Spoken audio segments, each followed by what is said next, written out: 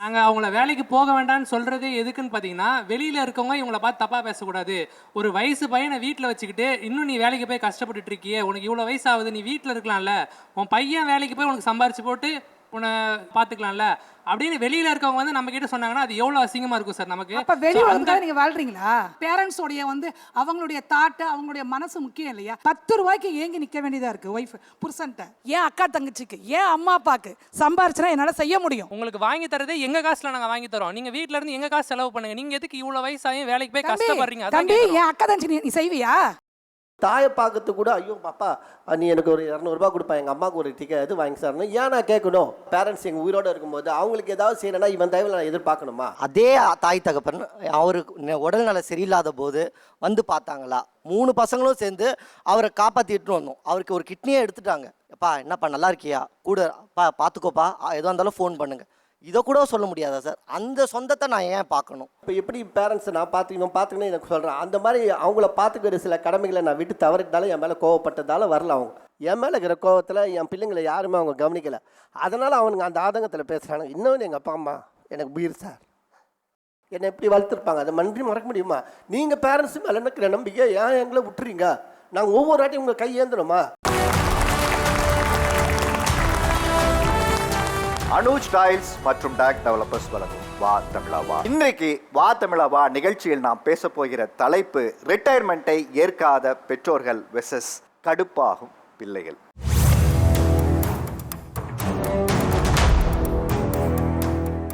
வேலைக்கு நீங்க போறதுனால உங்களுக்கு என்னதான் கிடைக்குது? நான் ஒர்க் பண்ண போறச்ச தான் ஒரு தைரியம் வருது சார், ஒரு கான்ஃபிடென்ஸ். என் கையில் 5000 10,000 இருந்தா சாரி நான் பிச்சைன்னு சொல்லக்கூடாது, ஒரு தர்மம் பண்ணுறது கூட 5 ரூபாங்கிறது என்னால் ஒரு 50 ரூபா போட முடியுது, ஒரு வேளை சாப்பிடட்டும் அப்படின்ட்டு.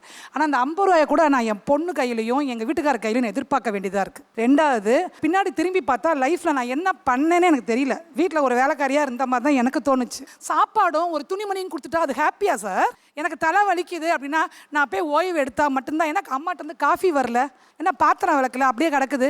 தூக்கிலாம் போகிறதுங்கிறது ஒரு வெறுப்பில் இந்த குழந்தைங்க சொல்கிறாங்கல்ல, வெறுப்பு என்னென்னா நான் வேலைக்கு போகிறேன், நீயும் வேலைக்கு போகிறேன்னு அந்த போட்டி அதுக்காக கிடையாது.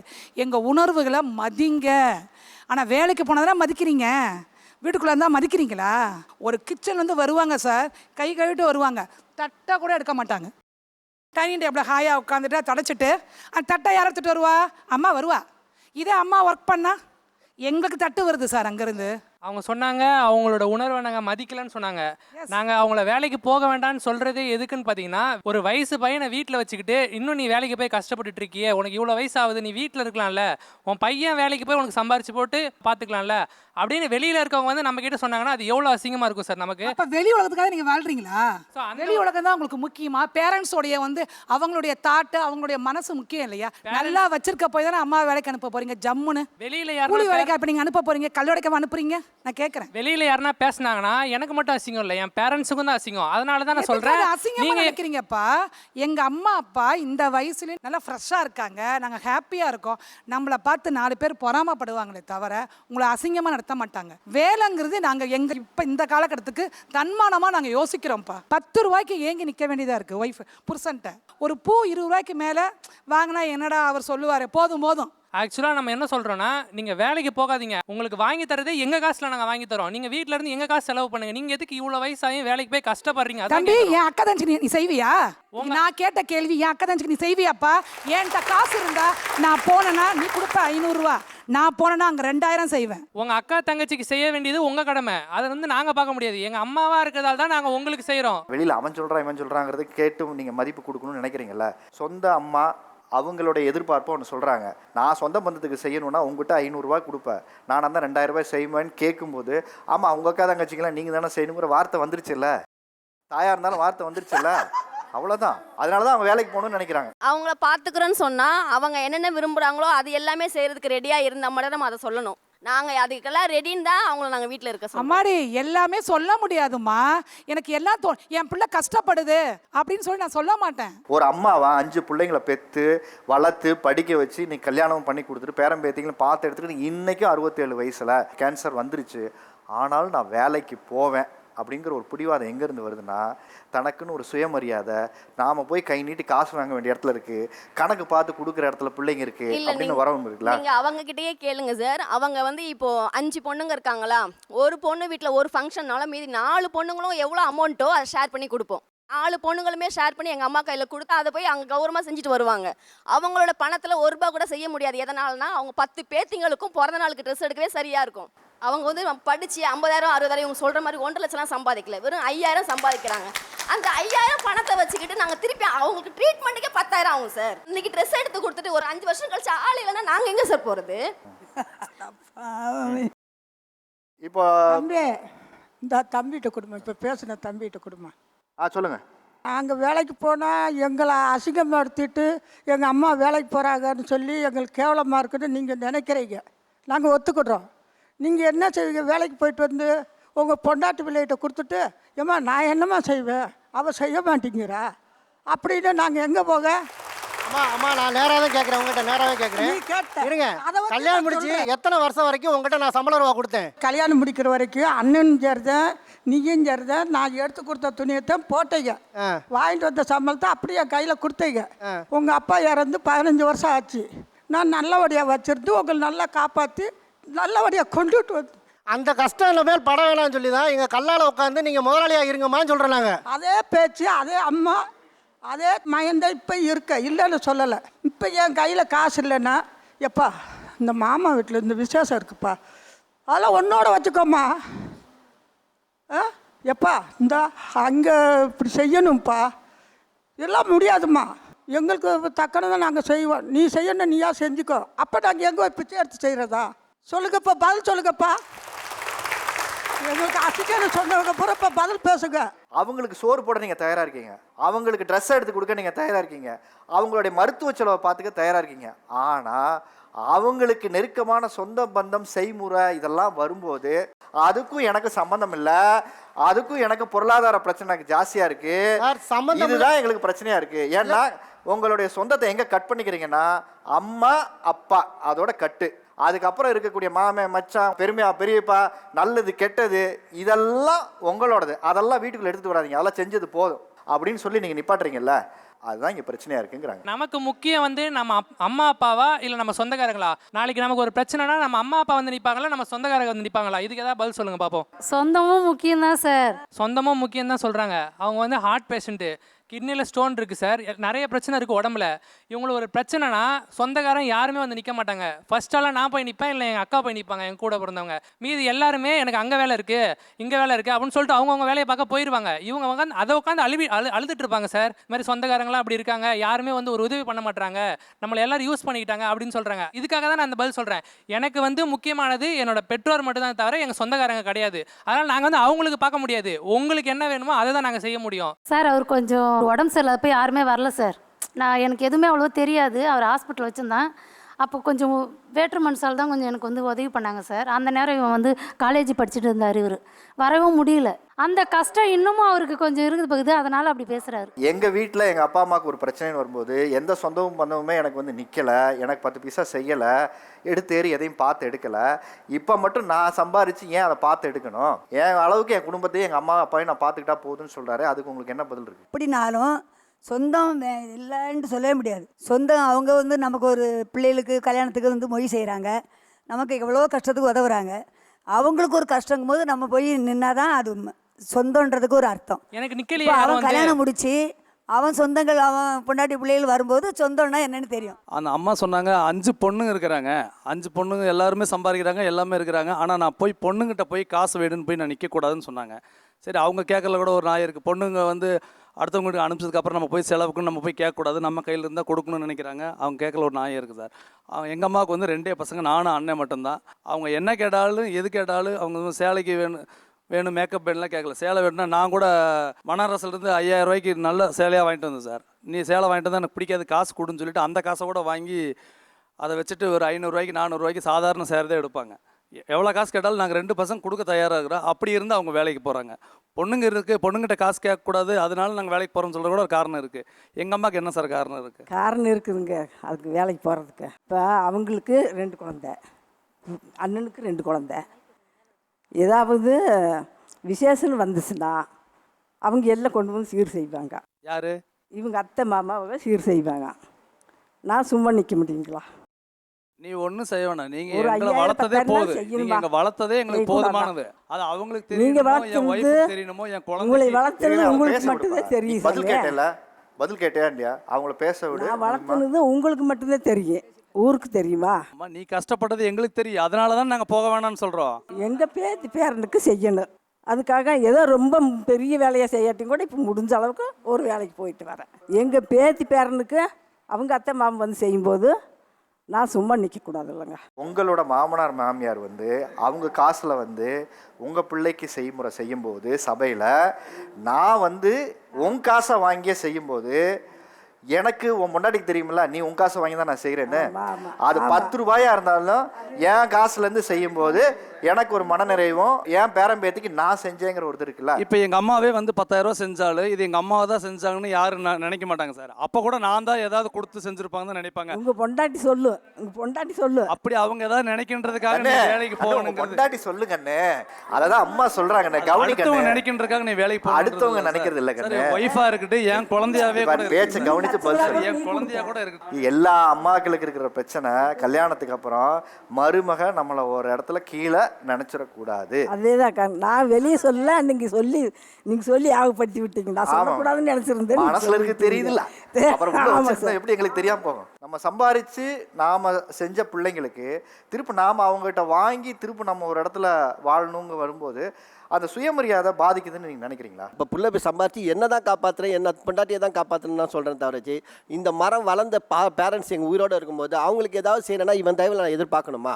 என் பேரண்ட்ஸு, என் பெற்றோர்களும், என் அண்ணன் தம்பிங்க எப்படியெல்லாம் என்னை உழைச்சி இந்த அளவுக்கு ஸ்ட்ராங்காக இருக்கிறது தான் உங்களை நல்லா படிக்க வச்சேன். நான் இன்றைக்கி ஒரு இன்ஜினியரிங்காக இருக்கும், ஒரு டாக்டராக பூரா நிற்கிறேன். ஆனால் அவங்க உறவு கேட்கும்போது உன் தயவை நான் எதிர்பார்க்கணுமா? அங்கே என் சுயமரியாதை பாதிக்கப்படுது. என் பேரண்ட்ஸுக்கு ஒரு தாயை பார்க்கறதுக்கு கூட, ஐயோ பாப்பா நீ எனக்கு ஒரு 200 ரூபா கொடுப்பா, எங்கள் அம்மாவுக்கு ஒரு டிக்கெட் இது வாங்கி சார்னு ஏன் நான் கேட்கணும்? ஆனால் அதே தாய் தகப்பன் அவருக்கு உடல்நல சரியில்லாத போது வந்து பார்த்தாங்களா? காசு பண்ணலாம் தேவையில்லை, ஒரு எமோஷனல் சப்போர்ட். என் பிள்ளை இந்த மாதிரி இருக்கான், வந்து பார்க்கணும். ஆஸ் அ பிள்ளையா எனக்கு இது கோவம் தான் சார். அவரே கேளுங்க, 3 பசங்க இருந்தோம், 3 பசங்களும் சேர்ந்து அவரை காப்பாற்றிட்டு வந்தோம். அவருக்கு ஒரு கிட்னியே எடுத்துட்டாங்க. நாங்கள் ஒன்றும் காசு பணம் கேட்கல சார், நாங்கள் பார்த்துக்குறோம், அதை நாங்கள் பார்த்துக்குறோம். வந்து எப்பா என்னப்பா நல்லா இருக்கியா, கூட பார்த்துக்கோப்பா, எதுவாக இருந்தாலும் ஃபோன் பண்ணுங்கள், இதை கூட சொல்ல முடியாதா சார்? அந்த சொந்தத்தை நான் ஏன் பார்க்கணும்? அதுதான் என்னோட கேள்வி. இப்போ எப்படி பேரண்ட்ஸை நான் பார்த்துக்கணும் எனக்கு சொல்கிறேன். அந்த மாதிரி அவங்கள பார்த்துக்கிற சில கடமைகளை நான் விட்டு தவறிட்டாலும் என் மேலே கோவப்பட்டதால வரல. அவங்க இப்போ வயசாகிடுச்சு, 80 வயசு மேலே நான் போய் பழி வாங்கணுமா அவங்கள? ஒரு சாதாரண டிரைவர் எங்கள் அப்பா 7 பேர் படிக்க வச்சார். என் கூட 5 அண்ணன் தம்பிங்க, ஒரு தங்க, எந்த கெட்ட பழக்கம் இல்லாமல் எல்லாரும் கிராஜுவேட் படிக்க வச்சார். அவர் கோவக்கார். அந்த காலத்தில் அப்படி தான் இருந்தாங்க, சிலதெல்லாம் முட்கத்தனமாக இருந்தாங்க. அதுக்காக பிள்ளை விட்டு கொடுக்க முடியாது. நீ விட்டு கொடுக்குறியா அவங்க அப்பா அம்மாவை? நான் ஏன் அப்பா அம்மா விட்டு கொடுக்கணும்? எனக்கு சம்பாதிக்கிறதே வந்து உனக்கு கொடுக்கலன்னா பரவாயில்ல, என் மனைவி குழந்தைகளுக்கு போக மீதி இடத்துல வந்து என் பெற்றோர்களுக்கு கொடுக்குறது உங்களுக்கு என்ன தகராறு? அதில் உங்க அப்பா அம்மா கொடுக்கறத நாங்கள் எதுவுமே நாங்கள் சொல்லலை. சரி, நீங்க உங்க தங்கச்சி அக்காவுக்கு செய்யணும், தம்பிக்கு செய்யணும்னு சொல்றீங்கல்ல, அவங்க வந்து உங்களுக்கு செய்யறாங்களா? உங்க பசங்களுக்கு வந்து அவங்க பார்க்குறாங்க சார். அவங்க செய்யும் போது இவங்களாம் இல்லை சார், பிறக்கவே இல்லையே. ஒரு பிள்ளையா என்னை வளர்த்துருக்காங்க, ஒரு டிரைவராக இருந்து என்னை உருவாக்கியிருக்காங்கல்ல, அந்த நன்றியோட கடமையோட நான் இருக்கணுமா, அந்த கோவத்தோட பழி வாங்கணுமான்னு அவர் கேட்குறாரு. கண்டிப்பாக பழி வாங்கக்கூடாது சார். பழி வாங்குறது சரியே கிடையாது. அப்புறம் நான் ஒத்துக்கிறேன். ஆனால் அதை தான் சார் என்கிட்ட கேளுங்க. எதுவாக இருந்தாலும் ஒரு புள்ளன்றீங்க, கஷ்டப்பட்டு அதே போட்டு எல்லாத்தையும் அவங்ககிட்ட கேட்க முடியும். நான் என் அப்பா அம்மாவுக்கு நான் ஏதாவது கொடுக்கணும், உங்கள்கிட்ட நான் ஏன் வந்து கேட்கணும்? நான் சொந்தமாக சம்பாரிச்சு என் அப்பா அம்மா நான் காப்பாற்றுக்கு ஏன் தரேன்? ஏன்னா நான் எங்கள் அப்பா அம்மா அவங்க வந்து பார்க்கல, என் மேலே இருக்கிற கோவத்தில் என் பிள்ளைங்களை யாருமே அவங்க கவனிக்கலை. அதனால் அவனுங்க அந்த ஆதங்கத்தில் பேசுகிறாங்க. இன்னொன்று எங்கள் அப்பா அம்மா எனக்கு உயிர் சார், அவங்கள விட்டு என்னால் இருக்க முடியல சார். அந்த ஒரு வீக்னஸ் தான். என் மனைவி என்ன திட்டுவோம் அப்படின்னு சட்டை கூட பண்ண மாட்டுறாங்க, எதுவுமே பண்ண மாட்டேங்க. எப்படி சார் நான் பேரண்ட்ஸை சட்டை பண்ணலாம் அப்படி போய் பார்க்க முடியாது, இருக்க முடியும்? என்னை எப்படி வளர்த்துருப்பாங்க, அதை நன்றி மறக்க முடியுமா? நீங்கள் பேரண்ட்ஸு மேலே இருக்கிற நம்பிக்கை ஏன் எங்களை விட்டுறீங்க? நாங்கள் ஒவ்வொரு வாட்டியும் உங்களை கையேந்தணுமா? இந்த கையேந்து வந்து கொடுக்கணுமா? ஏன்பா என் பேரண்ட்ஸுக்கு ஒரு காஃபி வேணும், என்னை எதிர்பார்த்துனுங்கிறாங்க. வயசான இப்போ செஞ்ச தப்பெல்லாம் மறந்துட்டாங்க அவங்க, இப்போ எதிர்பார்த்துங்கிறாங்க. பார்க்கும்போது எதிர் வீட்லேயே இருக்கும்போது நம்ம எப்படி சார் பாதுகாக்க இருக்க முடியும்? கடைசி காலம் வரைக்கும் எங்கள் அப்பா அம்மா கூட நான் பார்ப்பேன். எந்த சம்பவம் உங்களையெல்லாம் வேலைக்கு போகணுங்கிற ஒரு தூண்டுதலை ஏற்படுத்துது சொல்லுங்கள். இப்போ நான் எங்கள் வீட்டுக்காரர் கூட போனேன், பர்ஸ் இருக்காது, ஃபோன் இருக்காது, எதுவுமே இருக்காது சார். ஒரு இடத்துல அப்படி நிற்கும் போது இறங்கிட்டேன் வண்டியை விட்டு. அவர் வண்டி எடுத்துன்னு போயிட்டார் சார். வரத்துக்கு காசு இல்லை சார். கையில் காசு இல்லை. ஆமாம் சார். அப்பதான் சார் எனக்கு வந்தது, அப்பதான் நான் டைலராக ஆனேன். வீட்டுக்காரர் அப்படி விட்டுட்டு போயிட்டாரு, என்கிட்ட 10 ரூபா கூட இல்லை, அந்த ஊரில் எப்படி நான் போகணுன்னே தெரில. அந்த இடம் தான் நான் யோசிக்க வச்சுது. 10 காசு நம்மகிட்ட இல்லாத போது நம்ம ஒரு இடத்துல அங்கே அனாதமாக நின்றுட்டு இருந்தோம். 10 காசு இருந்தால் தான் அந்த மரியாதை. இது மாதிரி என்ன சம்பவம்? இப்போ 2 மாசமாக நான் வேலைக்கு போகலைங்க. 22 வருஷமாக நான் வேலைக்கு போயிட்டுருக்கேங்க. இப்போ தான் சொல்கிறேங்க, நீங்கள் வந்துட்டு இப்போ வேலை சும்மா தானே வீட்டில் இருக்கு, நீயே பண்ணிவிடு வேலையை. இப்போ நம்ம நினைக்கும், ஐயோ 2 மாதம் இருக்கிறதுக்கே இப்படி இருக்குது. இப்போ மேரேஜ் முடிச்சு போய் கழிஞ்சா இவங்க நம்ம எந்த அளவுக்கு நம்மளை இது பண்ணுதில்ல ஒரு அங்கெல்லாம் எனக்கு இருக்குங்க சார். அதனால நான் திருப்பியும் நான் வேலைக்கு போகணும்னு நினைக்கிறேன். நான் நல்லா சம்பாதிக்கிறேன், நீ ஒன்றும் போக வேண்டாம் வீட்டிலே சொல்லுவாங்க. நான் நல்லா சம்பாதிக்கிறேன், நீங்கள் எங்கே வேலைக்கு போவேன்னு சொல்லுவாங்க. ஆனால் வீட்டுக்கு போனால் அவங்க பொண்டாட்டியும் பேசவே மாட்டாங்க.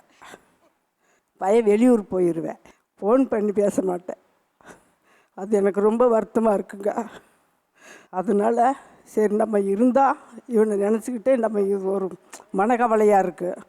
நம்ம வேலைக்கு போனால் பேரம் பேத்திக்கு 10 கொடுக்கலாம், அந்த ஒரு காரணம் தானுங்க. எங்கள் அம்மா 40 வருஷமாக வந்து எம்ப்ராய்டிங் போட்டு தான் எங்கள் எல்லாரையுமே படிக்க வச்சாங்க. எம்ப்ராய்டிங் பண்ணி ஓரளவுக்கு தம்பி வந்து படித்து முடிச்சுட்டு வேலைக்கு போக ஆரம்பித்தோம். எங்களுக்கு கல்யாணம் பண்ணி கொடுத்தாங்க. கல்யாணம் பண்ணதுக்கப்புறம் நான் தான் வேலைக்கு போகிறேனேம்மா, நீங்கள் இனிமேல் வேலைக்கெல்லாம் எதுவும் செய்ய வேண்டாம் அப்படின்னு மிஷின் எல்லாம் விற்றுட்டான். இனிமேல் அம்மாவுக்கு யாரும் கொண்டாந்து எம்ப்ராய்டிங் கொடுக்காதீங்கன்ட்டாங்க. அம்மா வீட்டில் இருந்தாங்க. சரி ஓகே, பையன் தான் வேலைக்கு போகிறானே, நாம் ஏன் அவனுக்கு கஷ்டம் கொடுத்துக்கிட்டு, அவன் சொல்கிறத கேட்டுக்கோன்னு வீட்டில் இருந்தாங்க. அவனுக்கு அவன் வேலைக்கு போகிறவரில் நல்லபடியாக சம்பாரித்து அம்மாவுக்கு நல்லா செஞ்சுக்கிட்டு இருந்தான். கல்யாணம் ஆனது, ஒரு குழந்தை பிறந்தது. குழந்தை பிறந்ததுக்கப்புறம் அம்மா வந்து ஒரு ஹார்ட் பேஷண்ட்டு, அவங்களுக்கு டேப்லெட் டெய்லி போட்டாகணும். அப்போ வந்து தம்பி எனக்கு டேப்லெட் இல்லை, ஏன் எப்போ பார்த்தாலும் உயிரை வாங்குறீங்கம்மா டேப்லெட்டுன்னு அப்படின்னு சொல்லிக்கிட்டு இருந்தான். அப்பா சொன்னாங்க, நான் பென்ஷன் பணத்துலேருந்து கொடுத்துட்றேன், நீ ஒன்றும் கொடுக்க வேண்டாம் அப்படின்னாங்க. அப்பாவோட பென்ஷன் பணத்துலேருந்து கொடுத்துக்கிட்டு இருந்தாங்க. அப்பா இறந்துட்டாங்க. இறந்ததுக்கப்புறம் அப்பாவோட பென்ஷன் பணம் வரலை. அப்போது என் தம்பி கையை தான் எதிர்பார்க்குற மாதிரியான சூழ்நிலை வந்தது. ஒரு காலகட்டத்தில் அம்மா வந்து பணம் கேட்டாங்கன்னுக்காக வேண்டி அம்மாவை வந்து அடிச்சிட்டான். அவன் அடித்த போது ஃபஸ்ட்டு அவன் ஃபோன் பண்ணி அழுதது என் பையனுக்கிட்ட தான் அழுதாங்க. தம்பி மாமா அடிச்சுட்டான், என்னை ஏதாவது கொண்டாந்து ஒரு முதியோர் இல்லத்தில் என்னை சேர்த்து விட்டுடு அப்படின்னு சொன்னாங்க. அப்போ சொல்லும்போது நான் சொன்னேன், ஏன் முதியோர் இல்லத்துக்கு போகிறீங்க, குத்துக்கல்ல மாதிரி நான் இருக்கிறேன், என்னை நல்லபடியாக தானே படிக்க வச்சிங்க, நல்லபடியாக தானே என்னை கல்யாணம் பண்ணி கொடுத்தீங்க, நான் உங்களை பார்த்துக்கிறேன், தம்பி போய் பாட்டியை கூட்டிகிட்டு வந்துடு அப்படின்னதும் போய் என் பையன் போய் கூட்டிகிட்டு வந்துட்டான். 10 வருஷமாக என் கூட தான் இருக்காங்க. இந்த இன்சிடென்ட்டு நாளைக்கு ஃபியூச்சரில் யாரு கையை, நாளைக்கு என் பிள்ளை எனக்கு அம்மாவுக்கு நடந்தது உங்களுக்கு என்னைக்கு ஒரு விஷயம் நடந்துடக்கூடாதுங்கிற பயம். நான் என்ன சொல்கிறேன்னா, எல்லா வசதியையும் செஞ்சு கொடுத்து முதியோர் இல்லத்தில் கொண்டு போய் என்னை உட்கார வைக்காம 10க்கு 4 ரூமில் என்னைய நீ கஸ்டடியிலேயே என்னைய நல்லபடியாக சந்தோஷமாக வச்சுக்கோ, கையேந்த விடாத, யாருக்கிட்டையும் போய் கையேந்த விடாத, யாருக்கிட்டையும் போய் எங்கள் அம்மாவுக்கு நடந்த மாதிரி நிலைமை யாருக்கும் நடக்கக்கூடாது. சார் நான் வந்து பிகாம் போன வருஷம் தான் முடித்தேன். MBA ஃபாரின் போகிறதுக்காக ட்ரை பண்ணேன். லோன் ப்ராசஸ் வரைக்கும் போணுச்சு. இப்போ ஒரு 8 மந்த்ஸாக நான் இங்கே இருக்கேன். நான் அவங்கள்ட்ட நான் டேரெக்டாக பார்த்து, ஒரே பிள்ளையாக நான் வளர்ந்தது, என்னை ஹாஸ்டலில் கூட சேர்க்கலை. அப்போ வந்து நான் பார்த்தது, நான் ஒரு 2 வாரம் நான் ஊருக்கு போகலன்னு சொன்னால் அவங்க வந்து சுத்தமாக டவுன் ஆயிடுவாங்க. ஒரு பிரிஸ்க் இருக்காது, எதுவுமே இருக்காது. அதுக்காகவே நான் ஃபாரின் போகிற பிளானையே நான் கேன்சல் பண்ணேன், அவங்களுக்காக தான். அதே போல் எங்கள் பாட்டியை எங்கள் மாமா வந்து அடிச்சிட்டாங்க. எங்கள் பாட்டியை கூட்டிகிட்டு வந்து நான் என் வீட்டில் வைக்கும்போது எங்கள் அம்மாட்ட சொன்ன ஒரே வார்த்தை என்னன்னா, நான் பாட்டியும் பார்த்துக்கிறேன், உங்களையும் பார்த்துக்கிறேன், நீங்கள் கஷ்டப்படாதீங்க. அதுதான். நான் சொந்தத்துக்காக நான் உழைக்கிறேன், சொந்தத்துக்காக மொய் செய்கிறதுக்காக உழைக்கிறேன்னு சொல்கிறாங்களே, நான் எனக்காக மட்டும்தான் உழைக்கிறேன், நான் யாருக்காகவும் உழைக்கலை. கடைசி வரைக்கும் என்னால் ஏன் சம்பாதிக்க முடியணும்னா, நான் கடைசி காலத்தில் வரைக்கும் நானே ஒரு பென்ஷனே போட்டு, நானே ஒரு பென்ஷன் பிளானே போட்டு அந்த காசை வாங்கி நானே சம்பாதிச்சு நானே சாப்பிட்டுக்கணும். பசங்கிட்ட போய் நிற்கக்கூடாது. அந்த ரிட்டைர்மெண்ட் பிளான் நான் போட்டு வச்சுருக்கேன். பென்ஷன் பிளான் கூட பார்த்தீங்கன்னா, நான் ஒரு 60 வயசு ஆனதுக்கப்புறம் எனக்கு ஒரு 30,000 ரூபாய் வரும்.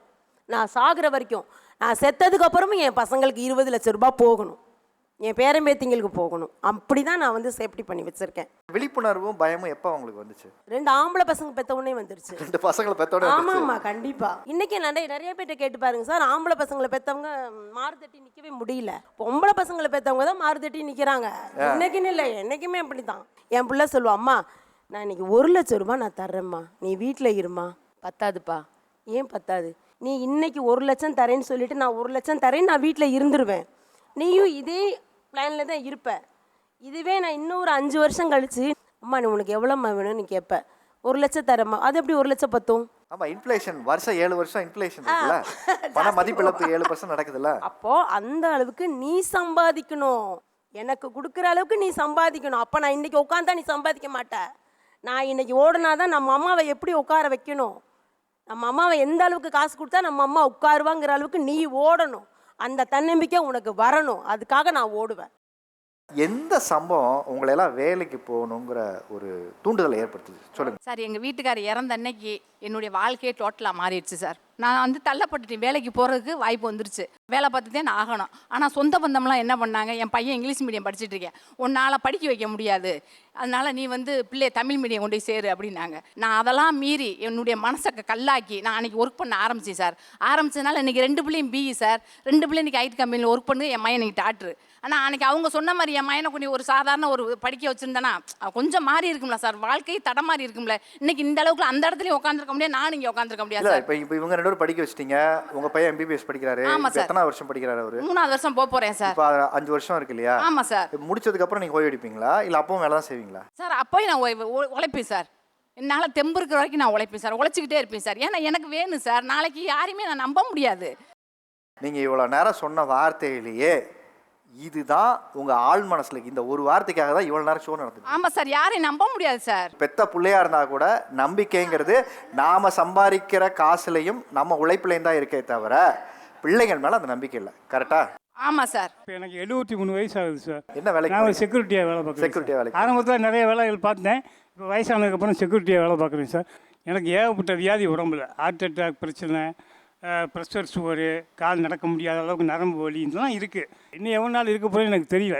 என் ஒய்ஃப் இறந்துட்டாங்க, இறந்து 6 வருஷம் ஆகுது. அவங்க இருக்கிற வரைக்கும் என்னை ஒரு சின்ன குழந்த மாதிரி பார்த்துக்கிட்டாங்க. அதுக்கப்புறம் என் பிள்ளையை பார்த்துக்கிறது. என் பையன் இருக்கார், ஆனால் அவர் வேலைன்னு போயிடுவார். மருமக வந்து இது கிடையாது, ஒரு பதாக பார்க்க மாட்டாங்க. என் 2 பிள்ளையை தான் பார்க்குது இன்றைக்கி. ஆனால் என்னுடைய லட்சியம் என்னென்னா கடைசி வரைக்கும் உழைச்சிக்கிட்டு இருக்கணும், நம்ம கையில் பணம் இருக்கணும். இப்போ நான் இருக்கிற வீட்டில் நான் தனியாக இருக்கேன், என் பிள்ளைய பின்னாடி தனித்தனியாக இருக்காங்க, சாப்பாடு கொடுக்குறாங்க, சாப்பிட்டுக்கிட்டு இருக்கேன். ஆனால் எனக்கு என் வீட்டில் நான் யூஸ் பண்ணுற கரண்ட்டு பில்லு கூட என்னுடைய சம்பாத்தியத்தோடு நான் கட்டணும். அவங்ககிட்ட போய் கரண்ட்டு பில்லு கட்டணுமா, ரூபா கொடுங்க, ஒரு பால் பாக்கெட் வாங்கினு டீ போடுறது கொடுங்கன்னு கேட்கக்கூடாது. ஒரு மிளகா பொடியில் வந்து எங்கள் அப்பாவுக்கு தன்னம்பிக்கை, வேலைக்கு போகணுன்ட்டு நான் வேலைக்கு போகாமல் தான் வச்சுருந்தேன். மிளகா பொடி தான் இது வந்து எப்படின்னா, எங்கள் அப்பாவுக்கு வந்து உடம்பு சரியில்லை, அம்மா இறந்து 5 வருஷம் ஆயிடுச்சு. அப்போ வந்து எங்கள் அப்பாவை நான் சொன்னேன், எங்கள் அம்மா வந்து உங்களை எப்படி பார்த்தாங்களோ நான் அப்படி வச்சு உங்களை பார்த்துக்குவேன்ப்பா நான் சொல்லிட்டேன் எங்கள் அப்பாவை. எங்கள் அப்பா வீட்டில் தான் இருந்தாப்புல, நான் வேலைக்கு போயிடுவேன். எங்கள் அண்ணி வந்து சமைச்சு கொடுப்பாங்க. அம்மா பார்த்துக்கிட்ட மாதிரிலாம் எந்த பிள்ளைங்கனாலும் சமைச்சு கொடுப்பாங்க சார். அது வந்து எங்கள் அப்பாவுக்கு வந்து மிளகா பொடி இதெல்லாம் போட்டோம்னா கொஞ்சம் இதாக எரிச்சல் பயங்கரமாக இருக்கும். எங்கள் அண்ணிகிட்ட வந்து கேட்டாப்புல, ஏம்மா கொஞ்சம் கம்மியாக போடுமாண்டு. இதுதான் இருக்குது சாப்பிடுங்க அப்படின்ட்டாங்க. வேலைக்கு நீங்கள் போயிட்டுருக்கீங்க, நடிக்காதீங்க அப்படின்னு சொல்லிட்டு ஒரு பேச்சு வந்துடுச்சு. அந்த இதில் வந்து இப்போ எங்கள் அப்பா வேலைக்கு போயிட்டுருக்காப்புல. இவ்வளோ நேரம் உங்கள் பிள்ளைங்க எப்படியெல்லாம் பார்த்துக்கிறாங்க அக்கறையா, அதெல்லாம் நம்ம எடுத்து சொன்னோம். நீங்கள் வேலைக்கு போகிறது உங்களுக்கு உடம்புக்குமே பிரச்சனை, அதனால அக்கறையோடு சொல்கிறாங்க. அப்படி எல்லா காரணங்களையும் சொன்னாலும் அவங்க ஒரே வார்த்தையில் வந்து முடித்த விஷயம் என்னன்னா, நான் இவங்களை நம்பலை. அந்த வகையில் தான் நீங்கள் வளர்த்துருக்கீங்க நான் சொல்லுவேன். உங்கள் மைண்ட் நான் நீங்கள் நம்பிக்கை வர அளவுக்கு நீங்கள் ஏன் வளர்க்கலன்னு நான் கேட்குறேன். இன்சூரன்ஸ் அவங்க போட்டிருக்காங்கல்ல, இன்சூரன்ஸ் கார்டியன் யார் போட்டிருக்காங்க? கார்டியன் என் பசங்களை தான் சார் போட்டிருக்கேன். ஏன் போடுறீங்க? நம்பிக்கை இல்லாத பசங்க மேலே ஏன் போடுறீங்க? நம்பிக்கை இல்லைங்கிறதுக்காக இல்லை சார், ஃபியூச்சரில் அவங்க கஷ்டப்படக்கூடாதுங்கிறதுக்காக, அவங்க கஷ்டப்படக்கூடாதுங்கிறதுக்காக நான் இன்றைய காலத்தில் நான் உழைச்சி நான் சேர்த்து வைக்கிறேன். என் பிள்ளைங்க கூட நாளைக்கு நான் போனதுக்கப்புறம் கூட என் பசங்க சொல்லணும், எங்கள் அம்மா இவ்வளோ காசு சேர்த்து வச்சு எனக்கு நம்பிக்கையோடு கொடுத்துட்டு போயிருக்காங்கங்கிற அந்த ஒரு கான்செப்டுக்கு நான் வரணும். நாங்கெல்லாம் தியாக சுடராக தான் வாழ்ந்துட்டு போவோம். அப்படிதான் சார், நாங்கள் அவ்வளோ கஷ்டப்பட வேண்டாம்னு நாங்கள் நினைக்கிறோம் சார். உங்கள் மேலே எங்களுக்கு நம்பிக்கை இருக்குது சார், நாங்கள் வளர்த்த வளர்ப்பு மேலே எங்களுக்கு நம்பிக்கை இருக்குது. உங்கள் கூட கட்டிட்டு வர்றாங்க பார்த்தீங்களா மருமக பிள்ளைங்க, அவங்க மேலே எங்களுக்கு நம்பிக்கை இல்லை சார். அவங்க மேலே எங்களுக்கு நம்பிக்கை இல்லாததுனால தான் நாங்கள் இவ்வளோ சேஃப்டி செக்யூராக இருக்கிற காரணமே அதுதான். அதையும் நீங்கள் தான் செலக்ட் பண்ணுறீங்க. நீங்கள் உங்கள் அம்மாவை வேலைக்கு போக வேணாம்னு நீங்கள் சொல்கிறீங்க. உங்கள் ஒய்ஃபு சொல்லியிருப்பாங்களா, அம்மாச்சி அத்தை வேலைக்கு போகாதீங்க அப்படின்னு என்னைக்காவது சொல்லியிருக்காங்களா? சொல்லத்தான் செய்கிறாங்க, கேளுங்க சார். ஸ்டார்டிங் கொஞ்சம் பொறுங்க. நீங்கள் என்னப்பா சொன்னீங்க? அந்த பிள்ளைகளுக்கு 2 பிள்ளைகளுக்கு ஃபீஸ் கட்டணுமா? ஏம்மா பாப்பாவுக்கு 30 ரூபா கட்டிட்டம்மா, தம்பிக்கு ஃபீஸ் கட்ட காசு இல்லைம்மா நான் என்கிட்ட சொன்னேன். அப்போ நான் என்னப்பா வச்சுருக்கேன்? அப்போ நான் வீட்டில் இருக்கேன், நான் என்னப்பா வச்சுருக்கேன் என்கிட்டே நீ சொல்கிறிய அப்படின்னு நான் கேட்டேன். அம்மா கிட்ட சொல்றது தப்பா? தப்பான ஓயாம சொன்னா என்னத்தை வச்சு கொடுப்பேன்? என்னத்தை வச்சு கொடுப்பேன்? இல்ல இருங்க நான் சொல்றேன். அவங்க என்ன சொல்ல வராங்கன்னு புரிஞ்சுக்கங்க. ஓயாம ஒரு விஷயத்த பையன் நம்ம கிட்ட சொல்லிக்கிட்டே இருக்கான்னா, அம்மா ஏதாவது சுருக்கு பையில தெரியாம வச்சிருப்போம், அதை தான் கேட்கறாம இருக்கு அப்படின்னு நினைச்சுக்குவாங்க. அதை தான் அவங்க அழுத்தி எழுத்துக்கு. நிறைய பிள்ளைகள் வந்து நிறைய நேரத்தில் பிரச்சனைகளை உட்காந்து மனசு விட்டு பேசுறது இருக்கு. ஒரே பிரச்சனை ஓயாம சொல்றது இருக்குல்ல, அது ஸ்கூல் பட்ட காசு இல்லை. நான் என்ன சொன்னேன், நானா அடுத்தவங்கிட்ட வேலை கேட்டு இன்னும் நம்ம வீட்டில் இருந்து கஞ்சி குடிக்கக்கூடாது. நம்மகிட்ட இப்போ நம்ம கைக்கு நம்ம குடிக்கிற கஞ்சிக்கு நம்ம உழைக்கணும். அவங்க 10 ரூபா கொடுத்தாலும் சரி, அந்த 10 ரூபா கொண்டு வந்து கொடுத்துக்கிடுவோம் அப்படின்ட்டு நான் இப்போ வேலைக்கு போனேன். இப்போ அந்த பேச்சு என்கிட்ட கேட்க கடை, அந்த பீஸு கட்ட கேட்க கடை இல்லை. அந்த பீஸ் கட்ட நீங்கள் சம்பாதிச்ச காசை வந்து நான் கையில் வாங்கினேனா கேளுங்க. வாங்கல, நான் தான் வச்சிருக்கேன். அந்த பேச்சு என்கிட்ட இப்போ எனக்கு இல்லை கஷ்டம். இப்போ அந்த கேள்வி நீங்கள் எங்கிட்ட கேட்கறது இல்லைங்கிறாங்க. இல்லை, என்னோட கஷ்டத்தை நான் யார்கிட்ட சொல்லுவேன்? தம்பி நீங்க அதை சொல்லக்கூடாது தம்பி. அதை எதுக்கு அவங்க அம்மாட்ட போய் சொல்றீங்க? பீஸ் கட்டலைன்னு எதுக்கு அம்மாட்ட சொல்றீங்க? சொல்லக்கூடாது. எங்க அம்மா தான் குடும்ப தலைவி, எல்லாம் சொல்ல முடியும். அப்ப மத்ததையும் சொல்லணும்ப்பா. எல்லாத்தையும் தான் சொல்லணும். எவ்வளவு வருமானம் வருதுன்னு சொல்லுங்க தம்பிட்ட. பட்டாசு கடையில் உட்காந்துருக்கேன், என் கல்லால எவ்வளவு வருதுன்னு நீங்க எண்ணி போடுங்க மாதிரி நான் சொல்றேன். சார் இப்போ ஒரே ஒரு கொஸ்டின் சார். இங்க நாங்க எல்லாருமே குழந்தைங்க எல்லாமே என்ன பேசுறோம் அப்படின்னா, வந்ததுல இருந்தே என்ன பேசுறோம்னா, நீங்க நீங்க நீங்க வேலைக்கு போகாதீங்க, உங்களை பாத்துக்கிறோம், நீங்க இருங்க, ரெஸ்ட் எடுங்கன்னு பேசுறோம். அங்கிருந்து ஒரு இடத்துலயாவது நல்லதுக்கு பண்றேன்னு வந்துச்சா? எல்லாமே நான் எனக்கு அது பண்ணும், எனக்கு இது பண்ணும், நான் என் சொந்தக்காரங்களை பார்க்கணும், நான் அவனுக்கு பண்ணும், இவனுக்கு பண்ணணும் தான் பேசுறாங்களே தவிர, அந்த வார்த்தைகள் அவங்க யூஸ் பண்ற வார்த்தைகள் சார், கையேந்தணும், பிச்சை, இதெல்லாம் என்ன சார்? நாங்க சின்ன வயசா இருக்கும்போது எங்களுக்கு அவங்க எத்தனையோ வாங்கி தந்தாங்க. என்னைக்காவது ஒரு இடத்துல கையேந்தணுமா அம்மா கிட்ட போய், அப்பாட்ட போய் பிச்சை எடுக்கணுமான்னு யோசிச்சிருக்கோமா? ஏன்னா எங்க வயசு அது. நாங்க 18 வயசு 20 வயசு ஆகிற வரைக்கும் எங்களை பாத்துக்கிறது அவங்க கடமை, அவங்க பாசம், அதை நாங்க பாசமா தான் பார்த்தோம். இப்ப 40 வயசுக்கு மேல அவங்கள பாத்துக்கிறது எங்க கடமை, அதுவும் பாசம் தான். எப்படி பாசம் வந்து வேற வேறையா இருக்குமா? கல்யாணத்துக்கு போயிருக்கோம், எங்க காலில் கும்பிட்டு விழுகிறாங்க, அப்ப நாங்க 100 ரூபா வச்சு கொடுக்குற மாதிரி வருது. அப்ப போய் உங்ககிட்ட 100 ரூபா கொடுப்பா, நான் அவங்களுக்கு வச்சு கொடுக்கணும் எப்படி சொல்ல முடியும்? கேக்குறீங்க எங்களுக்கு சம்பளம், எங்கள் கையில காசு இருந்தா உங்களை நாங்க எதிர்பார்க்க மாட்டோம். பணம் மட்டும் தான் ஒரு பிரச்சனையா பாக்குறீங்க. பணத்தை தாண்டி நீங்க எங்க கூட ஸ்பெண்ட் பண்ற டைம் இருக்கு. ஆக்சுவலா நீங்க வந்து கடமைன்னு நினைக்கிறீங்க, நாங்க உரிமை நினைக்கிறோம். அதேதாங்க ஐயா, நாங்களும் இப்ப சொல்றோம், அந்த உரிமையா கேளுங்க. ஏமா 100 ரூபாய் கொடுங்கிறது உரிமையா பிச்சையா? இப்போ நான் படுற கஷ்டத்தை விட என் பையன் அதிகமா கஷ்டப்படும் போது அவர்கிட்ட போய் நான் நிக்கிறதுக்கு கஷ்டமா இருக்கிறேங்கிறதா என்னோட டாபிக்கா இருக்குது. புரியுதா?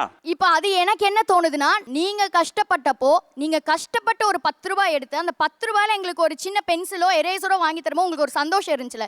நான் கஷ்டப்படுறேன்னா, நான் கஷ்டப்பட்டு எனக்காக கஷ்டப்பட்டவங்களுக்கு 10 ரூபாய் கொடுக்கறதுக்கும் நான் ஒரு சட்டை வாங்கி தரக்கும் இப்போ உங்க பொண்ணு உங்களுக்கு அவ்வளோ செய்யறாங்கன்னு சொன்னீங்க. எங்களுக்கு எவ்வளவு பழக்க வழக்கங்கள் தெரியுமா தெரியாதமா? ஒரு டீ சாப்பிட்ற டைம் தெரியாதா? அந்த நேரத்துக்கு முன்னால அந்த டீக்கான காசு கொடுத்துற முடியாதா? டீ சாப்பிட்ற நேரத்துக்கு முன்னாடி காசு வாங்க கூடாது, அதுதான் தப்பு. காசுங்கிறது நீங்க இல்லம்மா, நீங்க ஆர்கியூ பண்ணிட்டு இருக்கீங்க. முதல்ல அவர் எந்த உளவியல் சிக்கல்ல இருந்து பேசுறான்னு புரிஞ்சுக்கோங்க. உங்களுக்கு வயசு என்ன சார் ஆகுது? 54 வயசு ஆகுது. உங்களுக்கு என்ன வயசாகுது? 24. உங்க வயசுல அவருக்கு ஒரு பையன் உட்காந்துருக்காரு பின்னாடி. அவர் என்ன சொல்றாரு? உங்களைய கேட்டு பிள்ளைய பெற்றுக்கல, ஆனால் பெத்த பிள்ளைய நாங்கள் பார்த்து வளர்த்தோம். அப்படி நீங்கள் வளர்ந்ததுக்கப்புறம் எங்களுக்கு நீங்கள் பார்த்து செய்கிறீங்க, பார்க்காம செய்யறது இல்லை. கரெக்ட். இந்தாங்க 5000 ரூபா வச்சுக்கோங்க, இந்தாங்க 10,000 ரூபா வச்சுங்க. மாதம் அவர் டீ சாப்பிடுவாரா, அவர் எந்த கடைக்கு போவார், என்ன செய்வார், எல்லாமே ஒரு பெற்றோர்களுக்கே பற்றி பிள்ளைங்களுக்கு எல்லாமே தெரியும். யார் க்ளோஸ் ஃப்ரெண்டு, யார் கூட போய் வந்து அவர் டைம் ஸ்பெண்ட் பண்ணுவார், எந்த கடையில் உட்காந்து பேசுவார், இது எல்லாமே உங்களுக்கு தெரியும். யாரோட சினிமாவுக்கு போவார், இல்லைன்னா உட்காந்து யாரோட அரட்டை அடிப்பாங்கிற வரைக்கும் எல்லா அம்மா அப்பாக்களை பற்றியும் எல்லாருக்குமே தெரியும். இந்த அம்மா அப்பாக்களை பற்றி தெரியாமையா இப்போ அந்த ப்ளூ கலர் ஷர்ட் போட்டிருந்தையா சொன்னார் அவர். நான் ஒரு விஷயம் கேட்கறதுக்கு முன்னையே 3 பிள்ளைங்க சேர்ந்து பேசி கலந்து எனக்கு வந்து நான் கேட்கறதுக்கு முன்னாடியே செஞ்சிடுவேன்னு சொல்கிறாங்க. இதே மாதிரி இவங்க எல்லாரும் கேட்கறதுக்கு முன்னாடியே செய்யறதுக்கு நாங்கள் தயார். அதை ஏற்றுக்கிறத இவங்க வந்து அதை ஏற்றுக்க மாட்டேங்கிறாங்க. ஏன்னா என் பிள்ளைகிட்ட போய் நான் கேட்குறதா? நீங்கள் செய்யறத அவங்க ஏற்றுக்க தயாராக இருக்காங்க. நீங்கள் கஷ்டத்தை சொன்னீங்கன்னா அதை ஏற்றுக்க தயாராக இல்லை. ஏன்னா கஷ்டங்கிற வார்த்தை பிள்ளை வாயிலேருந்து வந்துருச்சுன்னா அந்த பணம் வேணாம்னு நினைக்கிறாங்க. ஏன்னா அது இஷ்டப்படுறதை விட கஷ்டப்பட்டு பிள்ளை கொடுக்குது, அதை நம்ம எப்படி இஷ்டப்பட்டு வாங்கிக்கிறதுங்கிற பிரச்சனையா இருக்கு. அப்பா அம்மா வேலைக்கு போறாங்க, போக வேணாம்னு நீங்க சொல்லிட்டே இருக்கீங்கல்ல, அது உங்களை என்ன டிஸ்டர்ப் பண்ணுன்னு ஒன்று இருக்குல்ல, அது உங்களுக்கு என்ன பிரச்சனையை கொடுக்குது அவங்க வேலைக்கு போறதுனால? அப்பா இல்லாத குறை இல்லாம அவங்க வளர்த்தோன்னு சொன்னாங்க. இன்னைக்கு உண்மையிலே எங்களுக்கு கவலையா இருக்கு, நாங்க அவங்கள சரியா பாத்துக்கலையோ. 67 வயசு ஆகுது, இன்னுமே நான் அப்பா என் பிள்ளைங்க பார்த்துப்பாங்கப்பா, நிம்மதியாக நான் இருப்பேன் அப்படின்ற நம்பிக்கை இன்னுமே எங்களால் உருவாக்க முடியல. அது எங்களோட ஃபெயிலியராக தான் நாங்கள் 5 பேருமே பார்க்குறோம். சார் எனக்கு ஏன் பேரண்ட்ஸ் வேலைக்கு போகக்கூடாதுன்னா ஒரே விஷயந்தான். ஒன்று, அவங்க வந்துட்டு ரொம்ப நாள் ரொம்ப உழைச்சிட்டாங்க, இதுக்கப்புறம் அவங்க வந்து வீட்டில் ஜாலியாக இருக்கணும். அவங்க எப்படி சின்ன வயசில் நாங்கள் ஜாலியாக இருந்ததை பார்த்து சந்தோஷப்பட்டாங்களோ அது மாதிரி அவங்க ஜாலியாக நிம்மதியாக இருக்கிறத பார்த்து நாங்கள் சந்தோஷப்பட்டோம். வி ஆர் ரெடி, ஒர்க் பண்ண நாங்கள் ரெடி. சார் எனக்கு வந்து என் பொண்ணு எப்போவுமே காலையில் நான் வேலைக்கு போகணுன்னு சொன்னால், அம்மா நீ ஏமா இருமா நம்ம ஜாலியாக இருக்கலாம், அம்மா இருமா நம்ம ஜாலியாக இருக்கலாம்னு சொல்லுவாங்க சார்.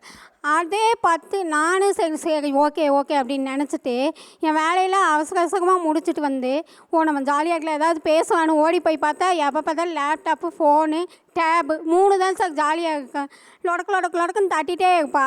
அப்புறம் பார்த்தா ஒரு டீ போடுமா அப்படிமா, டீ போட்டு திரும்பி பார்த்தா ஆளே இருக்க மாட்டேன் சார். மாடி மேலே ஃபோன் பேசிகிட்டு இருப்பேன், ஏன்னா பிஸ்னஸ் கால். அப்போ பிஸ்னஸ் கால் எப்போ பிஸ்னஸ் கால்லேயே பிஸியாக இருப்பாங்க சார். அந்த டைமில் அடுத்த நாள் நான் வேலைக்கு போகிறேன்னு சொல்லும்போது அம்மா இருமா நம்ம ஜாலியாக இருக்கலாம்னு சொல்லுவாப்பாங்க. அப்போ செம்ம கடுப்பாகுங்க சார். எந்த வார்த்தையை சொல்லி உங்களை வேலைக்கு போக வேணான்னு சொல்கிறது உங்களால் ஏற்றுக்க முடியல? நான் பெரிய ஆள் ஆகிட்டேன், இப்போ ஒரு 6 மந்த்ஸ்லேயே நான் வந்து எனக்கு வேலை கிடச்சிருச்சு, நான் வேலைக்கு போகிறேன், சோஷியல் மீடியாவில் அது பண்ணுறேன், இந்த பிஸ்னஸ் பண்ணுறேன், இவ்வளோ சம்பாதிக்கிறேன் அப்படின்னும் போது கேட்குறதுக்கு சந்தோஷமாக தான் இருக்குங்க சார். பட்டு நம்மளை கொஞ்சம் புட் டவுன் பண்ணுற மாதிரி ஃபீல் ஆகுது. நீ வாங்குற 30,000மா, அது ஒன்றும் பெரிய காசு இல்லை, பட்டு அது 10 ரூபானாலும் அது எங்கள் காசு. அவன் வேலைக்கு போக ஆரம்பித்ததும் அவன் சொல்கிற ஃபஸ்ட்டு இது, நீங்கள் வேலைக்கு போக வேண்டாமா, நான் என்னது ஏன் தம்பி ஏன் என்னை வீட்டில் வேலைக்கு போக வேணான்னு சொல்கிறேன், நான் நல்லா தானே இருக்கேன் அப்படிங்க. இல்லைம்மா, வெரைட்டியாக ஃபுட்டு சமைச்சு கொடுக்கறதுக்கு நீங்கள் வீட்டில் இருக்க மாட்டேங்கிறீங்க, நீங்கள் என்ன சமைச்சு வைக்கிறீங்களோ அதை நான் இப்போ வரலாம் அதை தான் சாப்பிட வேண்டியதாக இருக்குது, இப்போ தான் நான் வேலைக்கு போகிறேன், என்ன நீங்கள் வீட்டில் இருந்து நான் கேட்குறதெல்லாம் எனக்கு செஞ்சு கொடுங்க. ஃபஸ்ட் டைம் சொல்லும்போது அது ஒன்றும் தெரியல, திரும்ப சொல்லும் போது எனக்கு ஒரு சாப்பாட்டுக்காக வேண்டி என்னை ரொம்ப கம்பல் பண்ணி வேலையை விட்டு நிப்பாட்டுற மாதிரி இருக்குது. வேலைக்கு போயிட்டு வந்துட்டோன்னே ஒன்றா சாப்பிட்ணும், ஒன்றா டிவி பார்க்கணும், ஒன்றா இதுக்கு இரிட்டேட் பண்ணியே சாப்பிடிச்சிருவான் சார் எங்களை. இந்த உடல்நிலையிலையும் ஓட வேண்டியதாக இருக்குது. ஒன்றா உட்காந்து சாப்பிட்ணும், ஒன்றா அந்த பாசத்துலேயே எங்களுக்கு அதுவே ஒரு கஷ்டமாக இருக்குது. பாசமே ஒரு இடத்துல பிரச்சனையாக இருக்குது. உண்மைதான், அந்த பாசமே ஒரு கஷ்டமாக இருக்குது. ஏன்னு வச்சுங்க, அந்த ஹெல்த் இஷ்யூனால தான் சொல்கிறேன். அவனை விட்டு அதாவது உடலை காரணம் காட்டி நம்ம மேலே வைக்கிற பாசம்ங்கிறது பாசம் அந்த வந்து உண்மையாகவே இருக்குது சார். உனக்கு அடுத்த ஸ்டாப்பே தெரியாது, நீ வேலைக்கு போய் நீ என்னம்மா பண்ண போகிற, இப்படியே நீ இருந்துட்ட அப்படின்னு சொல்லும்போது எனக்கே என் மேலே ஒரு மாதிரி கோவம். அவன் இந்த மாதிரி சொல்லும் போது நம்ம இப்படியே இருந்துட்டோமா, அதான் வெளி உலகம் தெரியாமல் வாழ்க்கை போயிடுச்சுன்னு அவங்க முடிவு பண்ணுறாங்க. ஆமாம் சார். இவங்க எல்லாம் சென்னையில் இருக்கிறாங்க, நான் இப்போ அங்கே இருக்கிறேன். எனக்கு ஃபோன் பண்ணவொன்னு எடுத்து, அப்பா சாப்பிட்டியா, சாப்பிட்டு நல்லா இருக்கிறியா, ஒரு வார்த்தை பதில் உடனே வராது. ஒரு நாள் ஆகும், 2 நாள் ஆகும். இப்போ 2 நாள் ஆகும்போது அவனை கேட்டால், நீ நான் உங்க சும்மா உட்காந்துரா, கடை மூட்டு நீ வீட்டுக்கு வந்துட்டேன், 2 ஹவர் ஆச்சு, உனக்கு எந்த பிரச்சனையும் கிடையாது, நான் பில்டிங் மேலே ஏறி உட்காந்துக்கிறேன், நான் எலக்ட்ரிஷியனாக உட்காந்துக்கிறேன், நான் ஐடி கம்பெனியில் வேலை செய்கிறேன், நான் இவங்களுக்கு பதில் சொல்லணும், நீ வந்து நீ ஃபோன் எடுத்து பண்ணுற முடியுமா உனக்கு? அன்றைக்கி ஃபோன் பண்ணால் தான் என்னான்னு சொல்ல முடியும். 3 நாள் கழிச்சு வந்தால், இப்போ நான் தவறிட்டேன்னு ஒன்று அப்பா அது மாதிரி ஆகிட்டாருமா அப்படின்னு எடுத்து பேசும் போது பசங்களுக்கு தெரியும். 2 நாள் கழிச்சு அப்பா நம்ம ஃபோன் பண்ணார் எதுக்கு, அப்போ அது பொச்சாச்சுமா. அப்போ என்ன சார் அர்த்தம்? என் பையன் சொல்கிறான் சார், நான் பார்த்தோன்னா கிட்னியில் கல் இருந்து நீ வந்து என்னை பார்க்கல, ஆனாலும் 5 மாதம் ஆச்சு என் பெரியமையை பேசி. சார் அவனுக்கு கிட்னியில் கல் தான் சார், எனக்கு கிட்னியே போச்சு சார். நான் யார்கிட்ட சொல்கிறது? உனக்கு வயசாகிடுச்சு, அது நீ தான் போதும் போகுது. அப்போ வந்து கஷ்டமாக இருக்குது சார். அதனால் நான் யாரையுமே நம்புறதா இல்லை சார். என் உழைப்பு என் சம்சார கட்சி எனக்கு காப்பாற்றும். பிளாட்பாரத்தில் உட்காந்தா நான் 1000 ரூபா சம்பளம். நான் மெக்கானிக், நான் அதை விட்டாலும் தரிசனம் வைப்பேன், ஆப்பிள் வைப்பேன், மாங்காய் வைப்பேன், வெள்ளரிக்காய் வைப்பேன், இல்லை கேஸ் ஸ்டவ் ரிப்பேர் வண்டி கட்டி தேர்த்துருவோம் போவேன். நல்லா கச்சேரிங்க நல்லா வைப்பான். என் குடும்பத்தை எங்கள் முன்னாடி கச்சேரிங்க காப்பாற்றணும் சார். என் பசங்கள்லாம் படிக்கிறாங்க, அவங்களாம் சம்பாதிக்கிறாங்க, நல்லா இருப்பாங்க. என் முன்னாடி நான் என்ன காப்பாற்றணும்? அந்த நேரத்தில் எடுத்து பேசி, அப்பா சாப்பிட்டியா, எப்படி இருக்கு, அந்த ஒரு வார்த்தை தான் சார் நான் எதிர்பார்க்குறேன். அந்த எதிர்பார்ப்பு அவங்ககிட்ட இல்லை சார். 4 பேர்ட்டு அந்த இல்லை. நான் நம்பது, அதனால் சந்தை கரெக்டாக கட்டினா ஆளுக்கு 500 ரூபா போட்டு போச்சுருவாங்க சார். அதுதான் எதிர்பார்க்குறது. அன்றைக்கி வந்து பார்க்கணும் சார். அப்போ வந்துட்டா அப்புறம் வத்தி கொளுத்தக்கூடாது. அப்புறம் சுடுகாட்டில் வந்து அழுது வத்தி கொளுத்தினா போச்சணும். பசிக்கு வந்து தான் சார் சோறு போடணும். அந்த டைமில் விட்டு மறுநாள் வந்து பால் ஊற்றினா சார் போச்சணும். சொல்லுங்கள், பெற்றவங்க இருக்கும்போது பிள்ளைங்க அந்த அருமை தெரியாது சார். பெற்றவங்க இல்லாத போது தான் பிள்ளைங்க அருமை தெரியும்.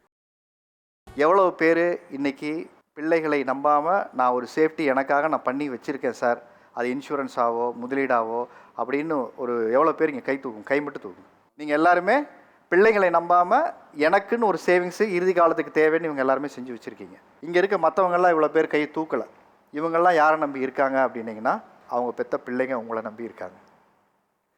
அதாவது 60 வயசை கடந்தவங்க சுயமாக என் செலவை நான் பார்த்துக்கிறேன்னு சொல்கிறது இருக்குல்ல, நமக்கே ஒரு மோட்டிவேஷனாக இருக்குது. அம்மா வந்து கேன்சர் வந்துருச்சு, ஆனாலும் நான் தன்னம்பிக்கையோடு இன்னும் நான் வேலைக்கு போய் சம்பாதிக்க, வியாதி கிடக்கட்டும், நான் இன்னும் பேர குழந்தைக்கு சொன்னீங்க. அநேகம் பேருக்கு எல்லாருமே ஏதோ உடல் ரீதியான பிரச்சனையோடு தான் உட்காந்துருக்கேன். ஏன்னா அந்த வயசு வந்துருச்சு நமக்கு.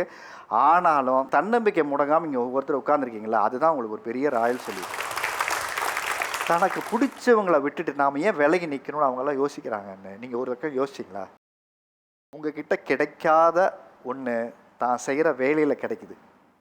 அது மரியாதையாக இருக்கலாம், சுய கௌரவமாக இருக்கலாம். அதே நேரத்தில் தன் சம்பாத்தியத்திலேருந்து தன் பிள்ளைகளுக்கு இன்னும் கொடுக்கக்கூடிய அந்த நம்பிக்கையாக இருக்கலாம்.